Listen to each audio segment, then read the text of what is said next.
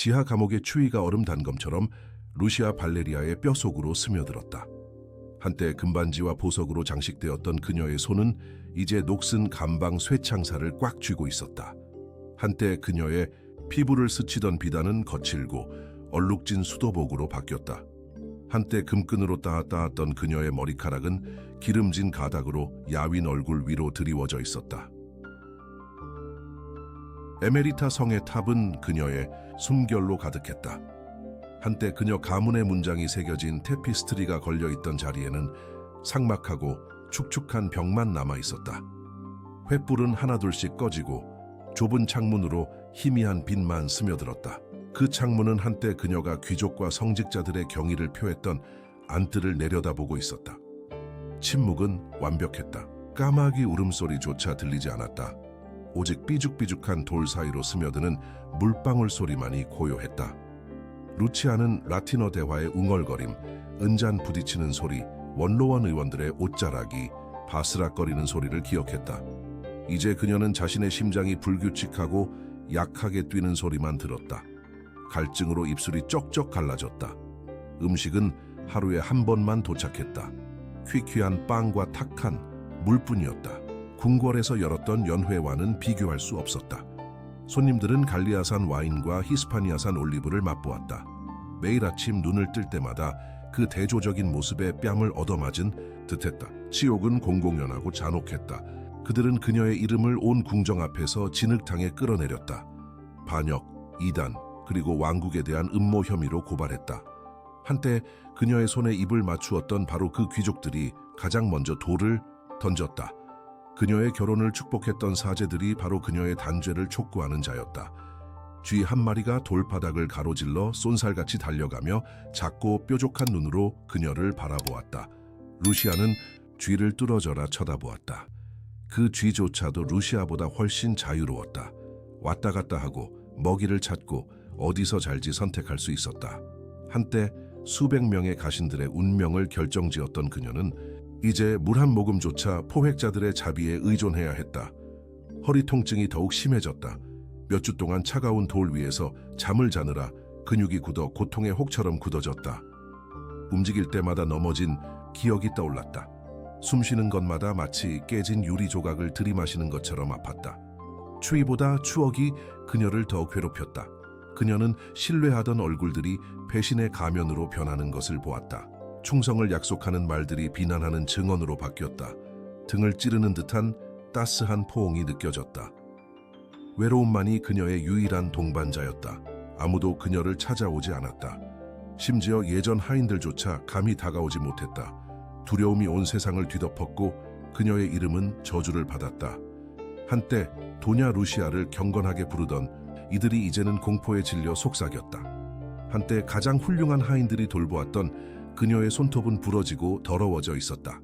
그녀는 벽을 파헤치며 탈출구를 찾아 헤맸다. 하지만 결국 손가락을 베고 피가 날 때까지 버텼다. 손톱 밑에서 말라붙은 피는 그녀의 절박함을 다시금 일깨워 주었다. 복도에 울려 퍼지는 발소리에 그녀는 몸서리쳤다. 음식을 가져오는 경비병들의 소리였을지도 모른다. 아니면 그녀를 잡으러 오는 사형 집행인들의 소리였을지도 모른다. 모든 소리에 그녀는 가슴이 철렁 내려앉는 불안감에 휩싸였다. 그녀는 끊임없는 공포에 떨며 매일이 마지막이기를 바랐다. 시간이 지날수록 어둠은 더욱 짙어졌다. 그녀의 눈은 어둠에 익숙해졌지만 그녀의 영혼은 그림자 속에 갇혀 있었다. 그녀는 자유로운 여성으로서 다시는 햇빛을 볼 수 있을지, 자신이 이런 벌을 받아 마땅한지 궁금했다. 바람은 마치 길 잃은 영혼들의 울부짖음처럼 성의 돌들을 스쳐 지나갔다. 루시아는 눈을 감고 어떻게 여기까지 오게 되었는지 생각했다. 어떤 선택들이 그녀를 화려한 궁전에서 이 돌감방으로 이끌었을까? 영광이 언제부터 그녀의 몰락으로 이어졌을까? 이 이야기가 흥미로우셨다면 저희 채널을 구독하고 좋아요를 눌러주세요. 어느 도시에서 저희를 시청하고 계신지 알려주세요. 저희가 팔로우하겠습니다. 주후 1247년은 이베리아 반도가 전쟁과 기회의 땅으로 전락한 해였습니다. 기독교 왕국들은 남쪽으로 진출하여 수세기 동안 무슬림의 지배를 받던 영토를 탈환했습니다. 이러한 혼란, 속에서도 고대 도시 에메리타는 강변에 위치한 지리적 이점과 여전히 위풍당당한 로마 성벽으로 런 왕국의 전략적 요충지로 자리 잡았습니다. 루시아 발레리아는 끊임없는 전쟁의 소용돌이 속에서 태어났습니다. 그녀의 아버지 로드리고 발레리아 백작은 알폰소 7세 국왕의 가장 충성스러운 기사 중 한 명으로 명성을 떨쳤습니다. 어머니 이사벨라 데 카스티아는 고트족의 혈통을 이어받은 귀족 가문 출신이었습니다. 두 사람 모두 알모라비드 왕조에 맞서 기독교 국경을 강화하기 위해 가문을 하나로 뭉쳤습니다. 루시아는 어린 시절부터 주변 사람들을 놀라게 할 만큼 뛰어난 지성을 보였습니다. 그녀는 많은 젊은 성직자들보다 먼저 라틴어를 배웠고 다른 처녀들이 자수하는 법조차 제대로 몰랐을 때 글쓰기를 익혔습니다. 그녀의 뛰어난 능력을 알아본 아버지는 마치 자신이 결코 갖지 못한 남자 후계자인 것처럼 그녀를 교육하기로 결심했습니다. 아버지는 그녀에게 군사 전략, 토지 관리, 그리고 외교술을 가르쳤습니다. 에메리타 성의 성벽은 그녀가 얻은 교훈으로 가득 차 있었습니다. 살라망카 출신의 스승들은 그녀에게 고대사와 교회법을 가르쳤습니다. 고대 전사들은 공성 전술과 전투 대형을 설명해 주었고 유대인 상인들은 무역과 금융 기술을 선보였습니다. 루시아는 마른 땅이 비를 흡수하듯 모든 지식을 흡수했습니다. 그녀의 아름다움은 지성과 함께 더욱 빛났다.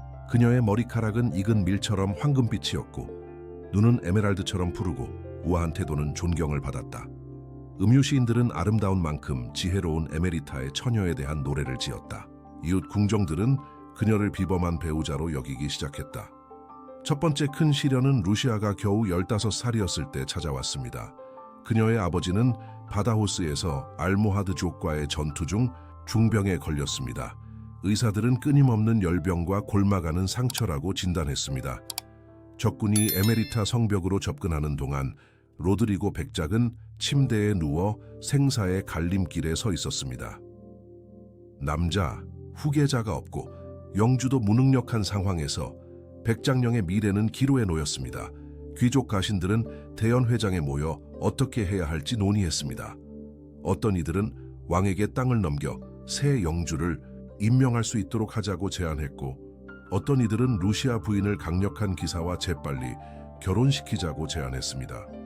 젊은 루시아 부인은 자신의 운명이 자신의 의사와는 상관없이 결정된다는 것을 알고 어둠 속에서 귀를 기울였습니다.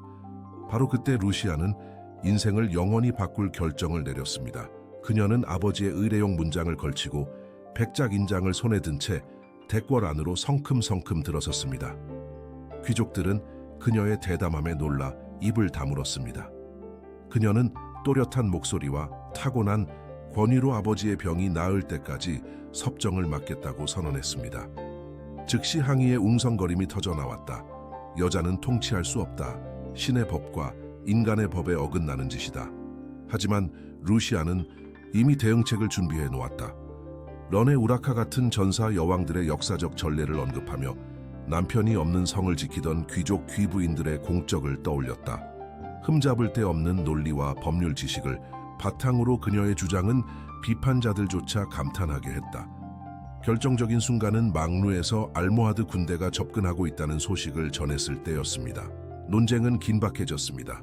루시아는 더 이상의 논쟁을 기다리지 않았습니다.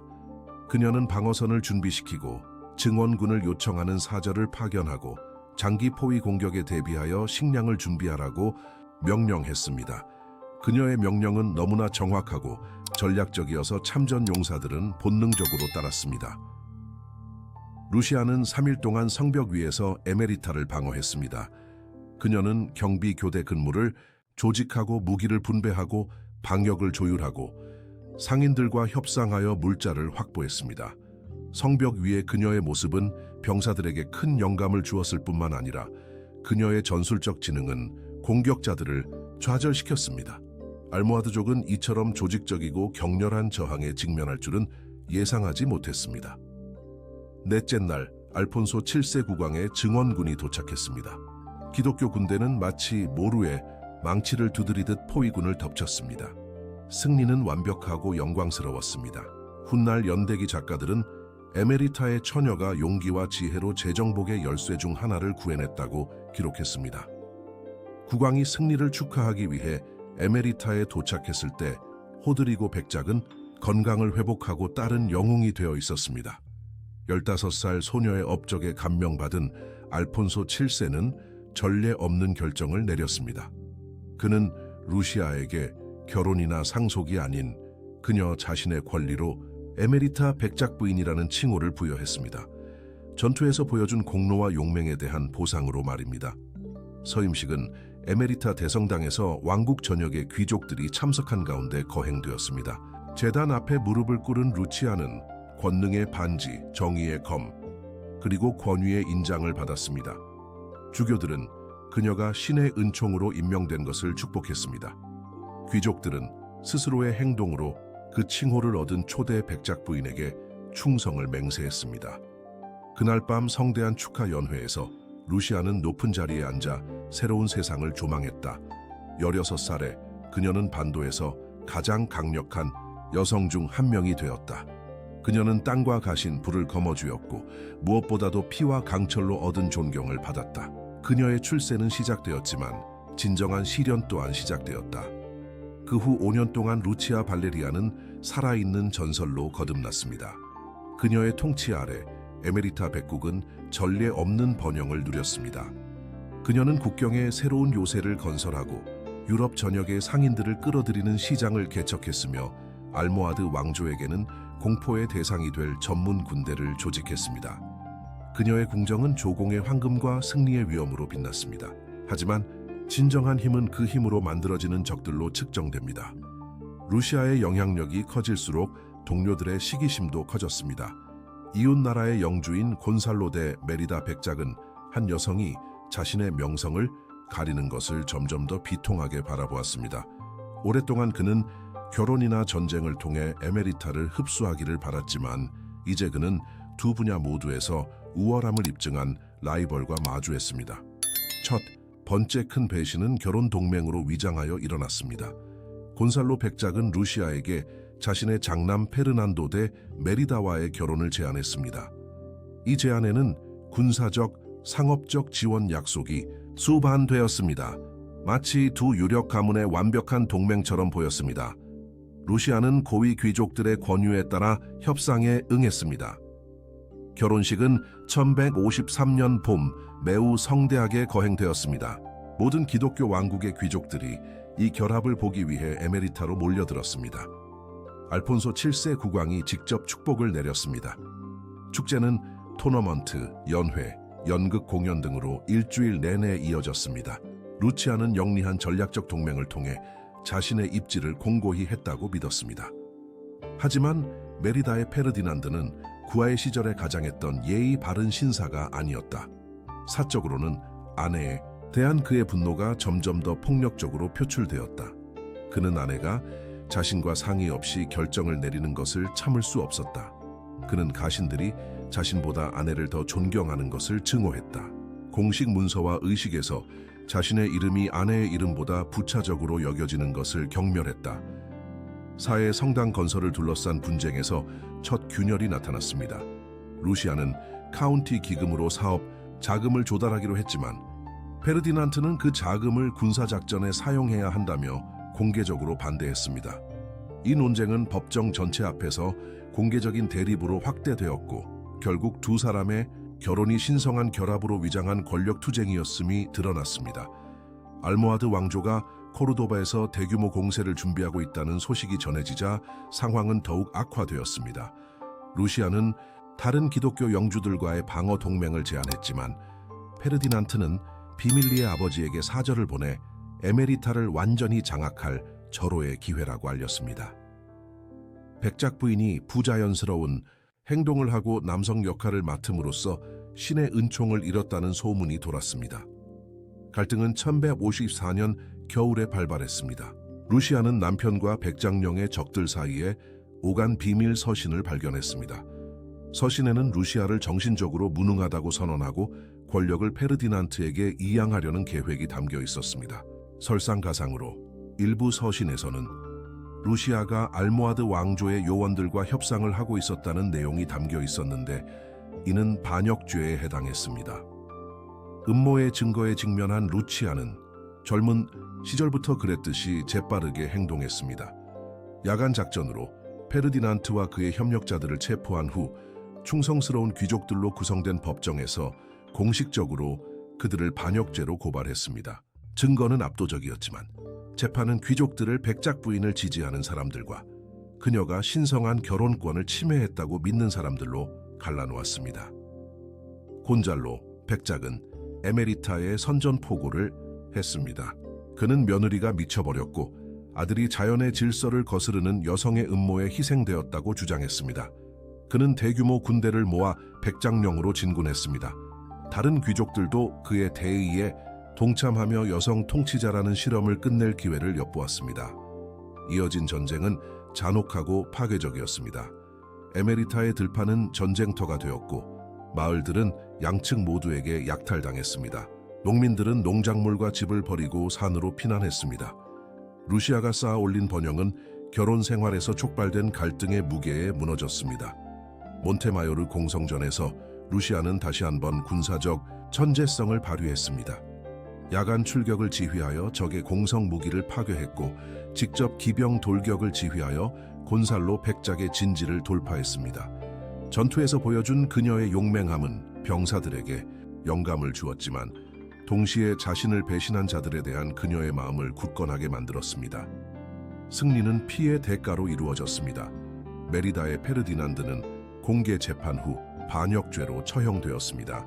그의 아버지 곤살로 백작은 항복을 거부하다 전사했습니다.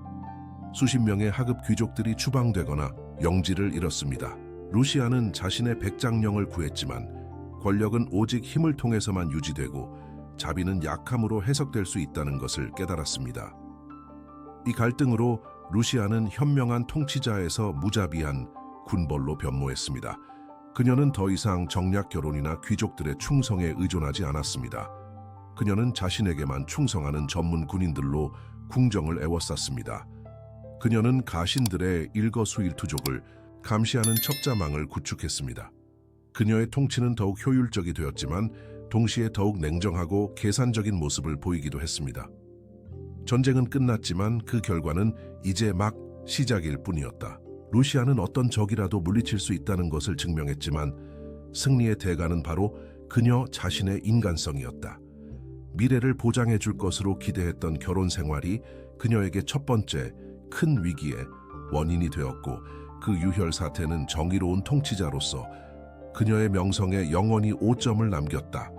승리 후 루시아는 성 안의 정적 속에서 쓰러진 적들의 초상을 바라보았다. 페르디난드가 진정한 반역자였는지 아니면 그저 자신이 상징하는 세상을 받아들이지 못한 사람인지 궁금했다.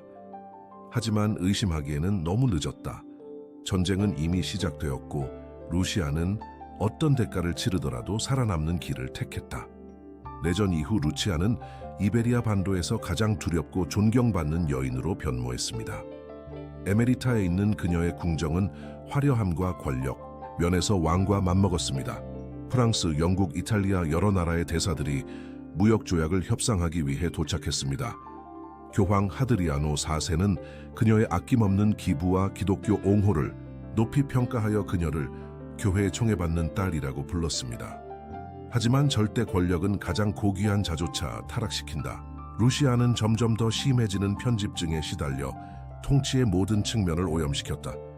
그녀는 귀족들의 모든 행동에서 음모를, 그녀가 받은 모든 편지에서 배신을, 모든 외국인 방문객에게서 위협을 목격했다.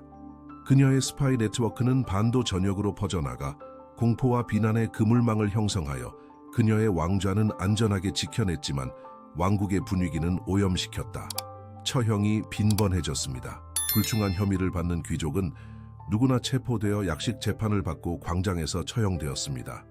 루시아는 직접 이 행사에 참석하여 이동식 왕좌에 앉아 자신을 섬기기로 맹세한 자들의 목이 떨어지는 것을 차갑게 지켜보았습니다. 그녀의 신하들은 그녀의 무자비함을 철의 백작 부인이라고 부르기 시작했습니다. 교회와의 관계는 점차 악화되었습니다.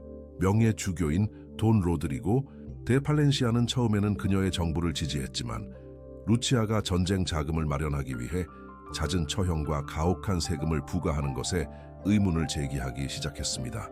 고위성직자가 감히 그녀의 정책을 공개적으로 비판하자 백작 부인은 그를 부패 혐의로 고발하고 교구에서 추방했습니다. 교회와의 갈등은 그녀의 신민들을 분열시켰습니다. 전통적으로 여주인에게 충성을 다해온 농민들은 그녀가 신의 축복을 잃었다고 투덜거리기 시작했습니다. 끊임없는 숙청에 이미 두려움에 떨고 있던 하급 귀족들은 종교 갈등을 불만을 표출할 기회로 여겼습니다. 루치아의 권력 체계에 균열이 생기기 시작했습니다. 그녀의 사생활 또한 무너져 내리고 있었다. 페르디난트가 죽은 후 루치아는 모든 결혼 제안을 거절했다. 그녀는 다시는 어떤 남자도 믿지 않고 죽을 때까지 홀로 통치하겠다고 선언했다. 이 결정은 이해할 만했지만 후계자가 없어 심각한 계승 문제를 야기했다. 그녀의 참모들은 그녀에게 재고해달라고 간청했지만 그녀는 단호한 태도를 유지했다. 자식이 없다는 사실은 그녀를 마음속 깊이 괴롭혔다. 그녀는 성의 예배당에서 몇 시간이고 성모 마리아께 길을 보여달라고 기도했다. 어떤 밤에는 잠결에 비명을 질렀다. 자신이 죽은 후 텅 빈 왕좌와 폐허가 된 나라에 대한 환상에 시달렸다. 시녀들은 그녀가 몰래 울고 있는 것을 발견했지만 낮에는 침착한 냉정함의 가면을 썼다. 1559년 새로운 위기가 그녀의 왕국의 근간을 뒤흔들었습니다. 수년 전 자신을 해치려는 음모로 추방되었던 그녀의 남동생 디에고, 발레리아가 용병을 이끌고 프랑스에서 돌아왔습니다. 그는 숙청 과정에서 땅을 잃은 추방 귀족들과 함께했습니다. 그는 누나가 미쳐버렸고 에메리타의 신성한 질서를 회복하기 위해 왔다고 선언했습니다. 뒤이은 동족상잔의 전쟁은 이전의 어떤 갈등보다도 잔혹했습니다. 디에고는 백장령의 모든 비밀, 취약한 요새, 그리고 불만을 품은 귀족들을 모두 알고 있었습니다. 그의 첩자들은 루시아의 궁정에 침투하여 소문을 퍼뜨리고 충성심을 매수했습니다. 백작 부인은 권력에 오른 이후 처음으로 자신의 지성과는 동등하고 잔혹함은 능가하는 적과 마주했습니다. 2년간의 전투로 백국은 황폐해졌습니다. 수확은 실패하고 교역은 중단되었으며 마을들은 인구가 감소했습니다. 루시아는 군대 유지를 위해 점점 더 무거운 세금을 부과해야 했고 이는 민중의 불만을 증폭시켰습니다. 농민들은 누이의 폭정으로부터 해방시켜 주겠다고 약속한 디에고에게 투항하기 시작했습니다. 가장 암울했던 순간은 1161년 겨울 에메리타 공성전 때였습니다. 디에고는 주 수도를 포위하고 모든 보급로를 차단하는 데 성공했습니다. 기근이 도시 전체에 퍼졌습니다. 귀족들은 비밀리에 항복 협상을 시작했습니다. 그의 가장 충성스러운 경비병들조차 패배한 대의를 위해 목숨을 바칠 가치가 있는지 의문을 품기 시작했습니다. 루시아는 점점 더 절박하게 저항했습니다. 그녀는 병사들에게 식량을 제공하기 위해 도시의 모든 곡물을 징발하도록 명령했고 그 결과 시민들은 굶주림에 시달렸습니다. 일부 부르주아들이 항의하자 그녀는 본보기로 그들을 광장에서 처형했습니다. 공황과 편집증에 사로잡힌 그녀의 결정은 대중의 지지를 더욱 깎아내리는 결과를 낳았습니다. 마지막 배신은 그가 전혀 예상하지 못했던 곳에서 벌어졌습니다. 그의 사촌이자 오른팔이었던 알바로 데 트루히오 백작은 15년간 그의 가장 충실한 동맹이었고 디에고와 비밀리에 협상하여 도시를 항복시켰습니다. 그 대가로 그는 사면과 그의 영토 보존을 약속받았습니다. 1262년 2월 13일 밤 알바로는 에메리타 성문을 적군에게 개방했습니다. 루시아는 성 안뜰에서 들려오는 경보음과 전투의 함성, 소리에 잠에서 깼다. 경비병들은 사방으로 뛰어다녔다. 어떤 이들은 싸우고 어떤 이들은 도망치며 대부분은 갑작스러운 배신에 당황한 듯했다. 창문으로 보니 침략자들의 횃불이 주탑으로 다가오는 것이 보였다. 그녀의 철제 왕국이 하룻밤 사이에 무너져 내리고 있었다. 자유의 마지막 순간 루시아는 자신의 운명이 얼마나 씁쓸한 아이러니한지 깨달았습니다. 두려움과 불신으로 왕국을 건설했는데 이제 그 두려움이 자신에게도 똑같이 다가왔습니다. 그녀가 괴롭혔던 귀족들은 그녀를 버리고 억압했던 신하들은 그녀를 거부하고 심지어 가족마저 그녀를 배신하고 있었습니다. 운명에 맞서기 위해 의식용 갑옷을 걸치며 루시아는 절대 권력의 대가를 되새겼다. 그녀는 정치적 생존이라는 재단의 사랑, 신뢰, 자비, 그리고 가족을 희생했다. 이제 아이러니하게도 바로 그 결정들이 그녀의 운명을 결정지었다. 그녀의 통치의 중심축은 힘이 아닌 두려움이었고, 두려움이 편을 바꾸자 모든 것이 카드로 만든 집처럼 무너져 내렸다. 1062년 2월의 마지막 날들은 끝없는 나락으로의 추락이었다. 루시아는 겨우 12명의 충성스러운 경비병과 함께 성의 가장 높은 탑에 피신해 있었고, 그녀의 오빠 디에고의 군대는 한때 그녀를 구세주로 환영했던 도시를 약탈했다. 그녀의 전쟁에 자금을 지원했던 시민들의 집에서는 화재로 인한 연기가 피어올랐다. 그녀의 보호 덕분에 부를 축적했던 상인들의 울부짖음은 이제 복수의 울부짖음으로 바뀌었다. 실수는 눈사태 속 돌멩이처럼 쌓였다. 절박한 결정을 내릴 때마다 상황은 더욱 악화되었다. 마지막 병사들에게 곡물 창고가 적의 손에 넘어가지 않도록 불태우라고 명령하자 그는 기근을 일으켜 마지막 충성스러운 시민들을 맹렬한 적으로 만들었다. 사절을 통해 디에고와 협상을 시도했을 때 그들은 자비가 없다는 표시로 공개 처형되었다. 한때 효율적이었던 그녀의 스파이 네트워크가 그녀에게 등을 돌렸다. 수년간 그녀가 돈을 주고 고용했던 정보원들이 이제 그녀의 비밀을 최고 입찰자에게 팔고 있었다. 그들은 그녀의 탈출 경로, 보물 창고, 그리고 비상 계획을 모두 알고 있었다. 그녀가 시도하는 모든 움직임은 그녀보다 그녀의 전략을 더 잘 아는 적들에 의해 예측되고 차단되었다. 알바로 데 트루히오의 배신은 주변 사람들에 대한 그녀의 신뢰를 산산이 조각냈다.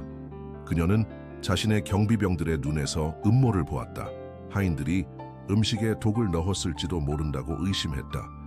그녀는 고해성사들이 자신의 죄를 적에게 고발하고 있다고 믿었다.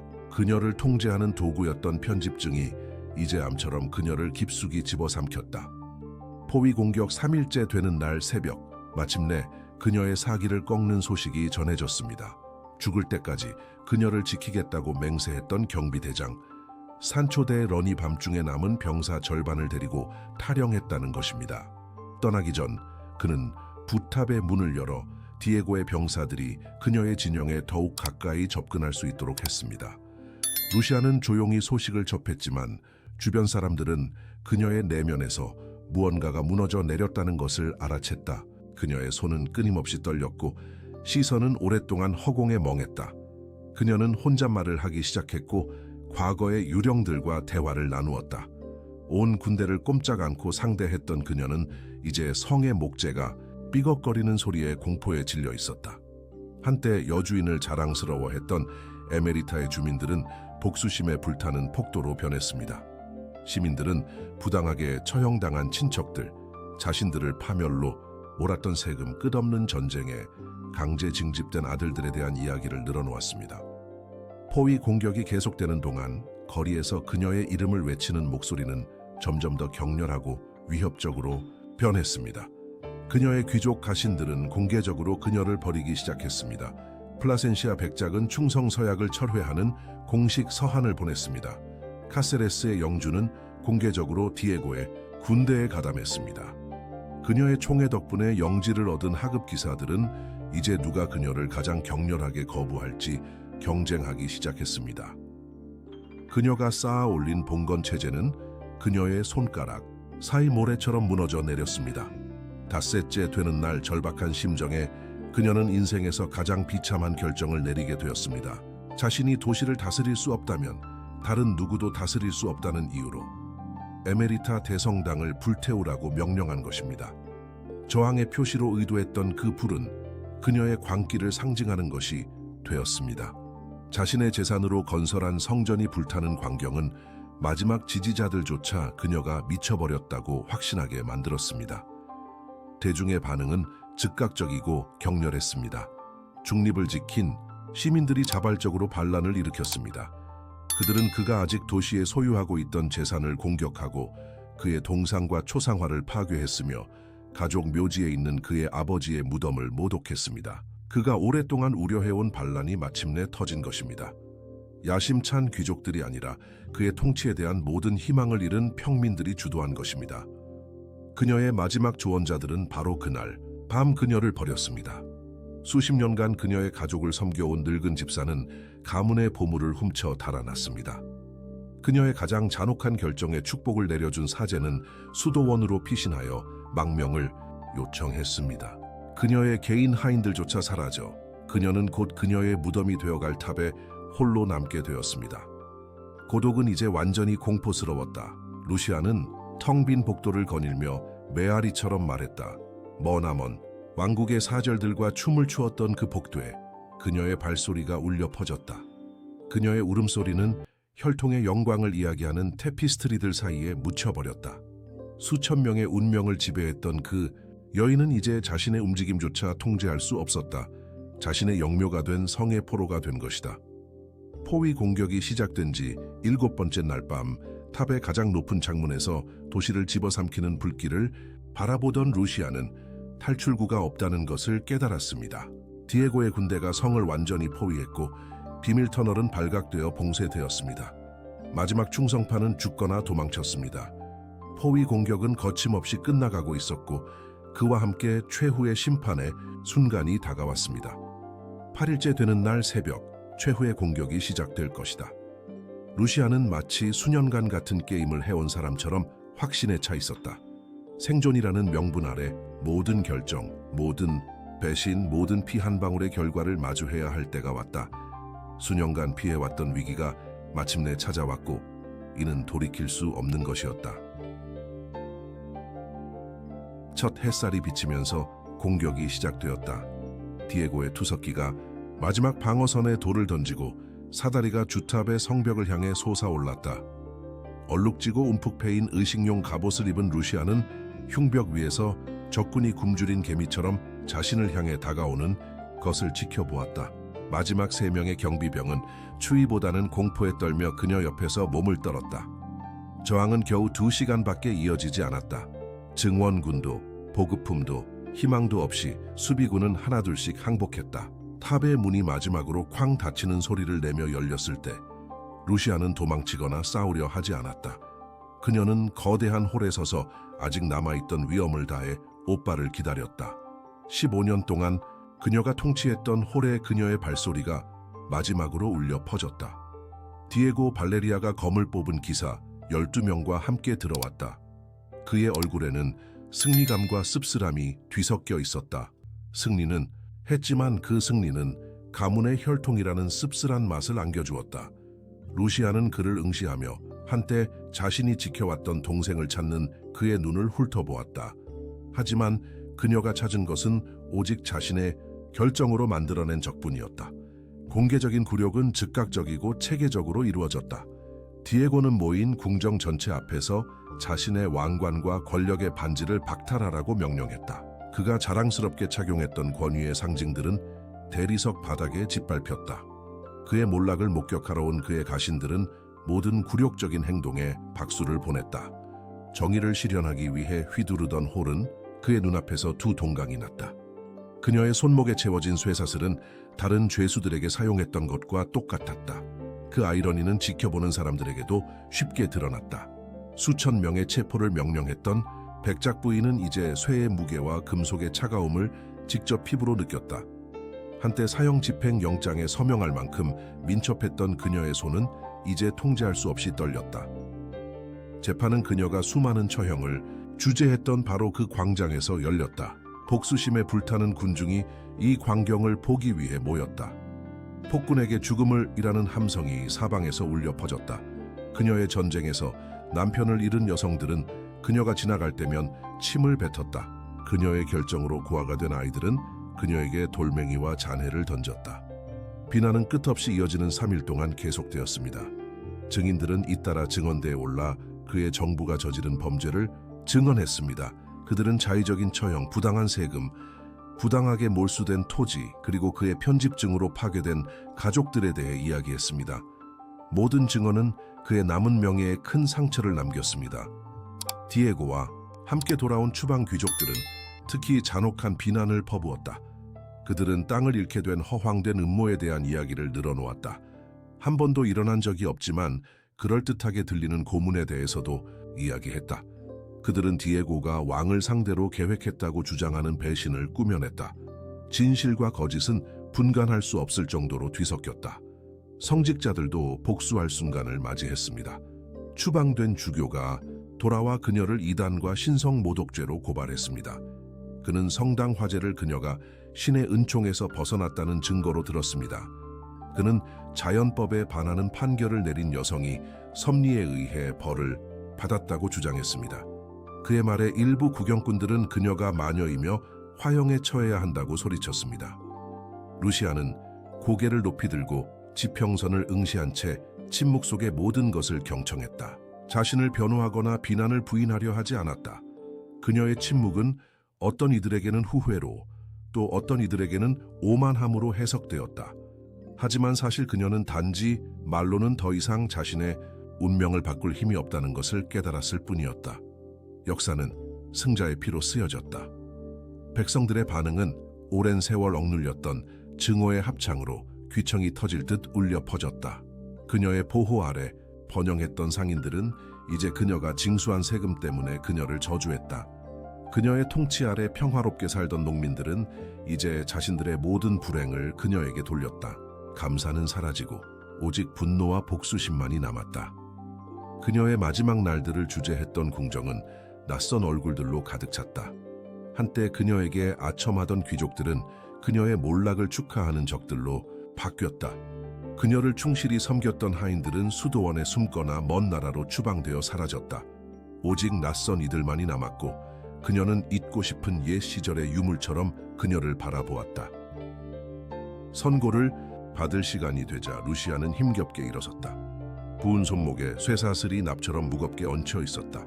한때 맑고 권위 있던 그녀의 목소리는 마침내 입을 열었을 때 속삭임처럼 흘러나왔다. 그녀는 그저 자신의 죽음을 빨리 받아들이고 아버지 곁에 묻어달라고만 간청했다. 패배 속에서도 그녀는 협상을 시도했다. 디에고는 오랫동안 그녀를 바라보다가 그녀의 운명을 결정지을 말을 내뱉었다. 그는 그녀를 반역죄, 살인죄, 폭정죄, 신성모독죄로 정식 고발했다. 그녀의 고귀한 신분에 걸맞게 참수형을 선고했지만 군중 속 많은 사람들은 그녀가 일반 범죄자처럼 화형에 처해져야 마땅하다고 외쳤다. 처형은 다음 날 새벽 그녀의 재판이 시작된 바로 그 광장에서 치러질 예정이었다. 그 마지막 밤, 한때 그녀의 것이었던 성 아래 축축한 감방에서 루시아는 마침내 울음을 터뜨렸다. 죽음에 대한 두려움 때문이 아니라 자신이 어떻게 이 지경에 이르렀는지 온전히 깨달았기 때문이었다. 모든 결정은 당시에는 논리적으로 보였다. 모든 처형은 필연적으로 정당화되었다. 모든 배신은 또 다른 배신에 대한 반응이었다. 하지만 결국 권력의 논리가 그녀를 지금의 상황으로 이끌었다. 홀로 미움받고 저주받은. 몇 시간 후 그녀를 잡으러 올 사형 집행인은 바로 그녀의 명령으로 그녀의 적들을 처형했던 그 자였다.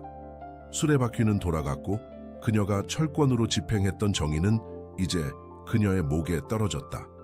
루시아는 감방의 어둠 속에서 자신이 피로 써내려간 이야기의 끝을 가져올 새벽을 기다렸다. N62년 3월 15일 새벽녘에 에메리타의 종소리가 죽음을 알렸다. 루치아 발레리아는 단두대로 걸어가며 눈을 가리는 안대를 거부했다. 그녀는 15년 동안 자신이 통치했던 군중의 얼굴을 보고 싶었다. 자신이 위해 싸웠고 이제 자신의 죽음을 축하하는 사람들의 눈을 들여다보고 싶었다. 도끼가 메마른 소리를 내며 떨어졌고 그 소리는 광장 전체에 울려 퍼졌다. 마지막 에메리타 백작 부인의 머리가 그녀가 정의를 집행했던 바로 그 돌 위로 굴러떨어졌다. 그녀의 피는 한때 그녀가 맹렬히 수호했던 땅과 뒤섞였다. 군중의 환호는 마치 고대의 저주로부터의 해방을 축하하듯 하늘로 치솟았다. 그녀의 시신은 조상들이 묻힌 가족 영묘와는 멀리 떨어진 공동묘지에 묻혔습니다. 디에고는 그녀의 이름을 기리는 묘비를 세우지 말라고 명령했습니다. 그는 루시아 발레리아가 마치 존재하지 않았던 것처럼 역사 속에서 사라지기를 바랐습니다. 비에 씻겨 지워진 잉크처럼 그녀의 기억이 지워지기를 바랐습니다. 당시 역사가들은 독이 묻은 펜으로 그녀에 대해 기록했습니다. 그들은 그녀를 남자로 통치함으로써 신의 법을 어긴 찬탈자로 묘사했습니다. 그들은 그녀의 권력 상승을 설명하기 위해 악마와의 계약 이야기를 지어냈고 그녀의 몰락을 정당화하기 위해 마법과 이단에 대한 전설을 만들어냈습니다. 진짜 여인은 여러 겹의 선전과 거짓말 속에 사라졌습니다. 하지만 그의 통치의 결과는 그의 비방받는 기억보다 훨씬 오래 지속되었습니다. 그가 시행한 행정개혁은 매우 효과적이어서 디에고는 이를 그대로 유지했습니다. 그가 만든 조세 제도는 수십 년 동안 카운티의 재정을 지원했습니다. 그가 건설한 요새는 여러 세대에 걸쳐 기독교 국경을 보호했습니다.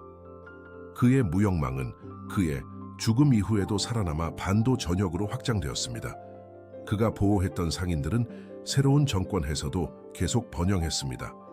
그가 개척한 무역로는 중세 무역의 중요한 동맥이 되었습니다. 아이러니하게도 그의 폭정이 구축한 경제적 토대는 그의 후계자들이 누리는 번영의 기반이 되었습니다. 그녀가 개발한 통치 방식은 당시 다른 봉건 영주들에 의해 모방되었습니다. 그녀의 첩보 시스템은 런과 카스티아 궁정의 본보기가 되었습니다. 그녀의 군사 전술은 전쟁 학교에서 연구되었습니다.